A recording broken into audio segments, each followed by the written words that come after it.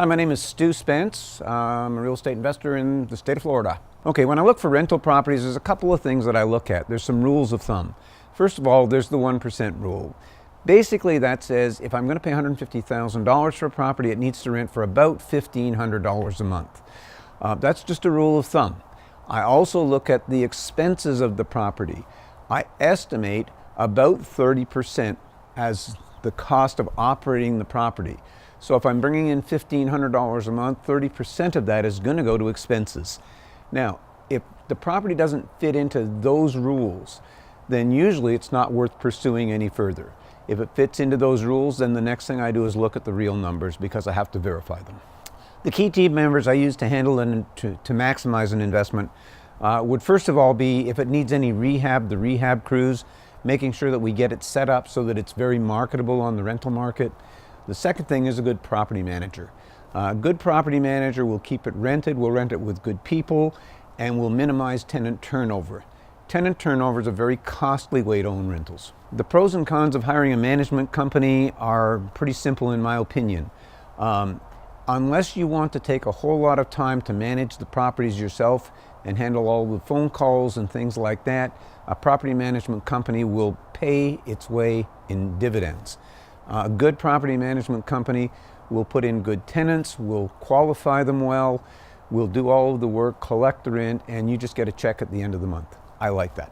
In order to qualify a property manager, you have to look at their track record, what is their history, and more important than anything, I want to talk to 5 or 6 of the other property owners that they manage for, and I want to find out what their recommendation is, because without a good recommendation, I don't want to deal with a property manager.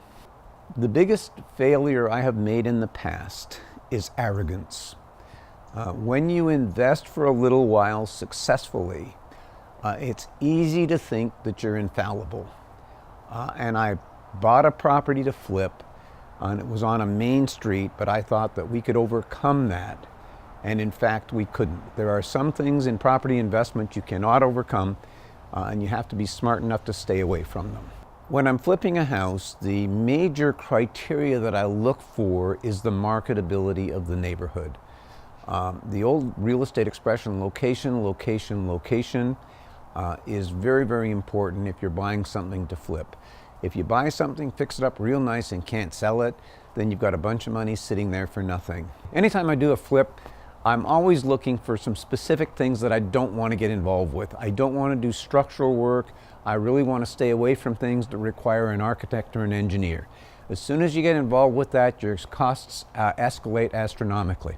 When unexpected renovation issues arise, they should always be relatively minimal.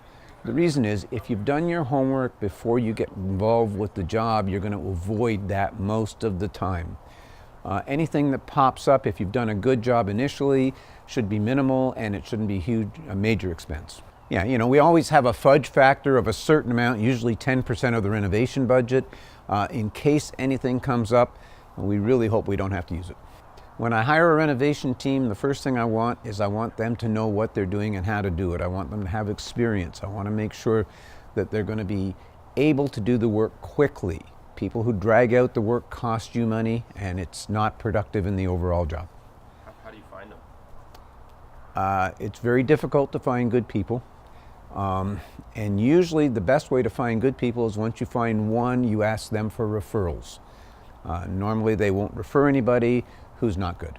Best way for an investor to evaluate after repaired values is to have a good real estate agent on their team. Somebody who can pull up comps and give them a real solid price on what they could sell the property for at the end of the day. What advice would I give to a person who just wants to start flipping? And the only advice that I could really give you that I think would be effective right now is get a good mentor. The market is so tough today that if you don't have a good mentor, it's a dangerous business.